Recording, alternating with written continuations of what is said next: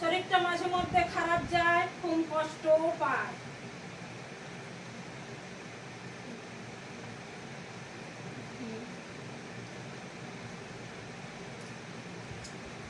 দ্বিতীয়ত বাধা বিঘ্নয় পরিণত ব্যক্তি।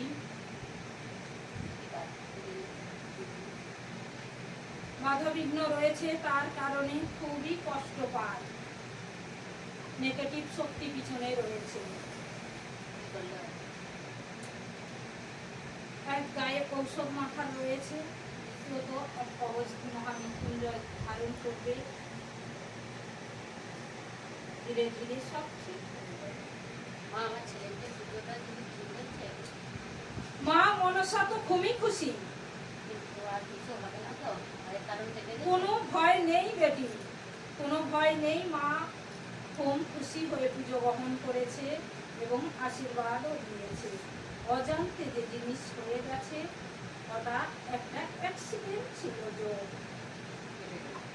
পুরো কেটে গেল এবং আশীর্বাদও দিয়েছে। মায়ের মধ্যে চিন্তা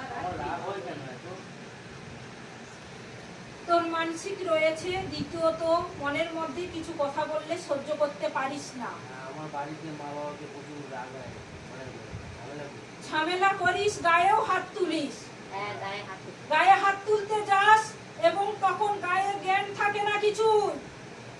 আমাকে বলে পয়সা কড়ির ব্যাপারে আমাকে আলাদা মাইন্ড নেই, তখন মাথা কোনো কাজ করে না বেটা। আর সলভ তো হবে, রাগের ভাগ যেহেতু অনেক বেশি। কোন দিন কিছু জিনিস হাতের কাছে থাকলে মা বাবার উপর আঘাত করতে ছুটে যাস, সেই সব কারণের দিক দিয়ে একটা কবচ বগলামুখী কবচ আছে ধারণ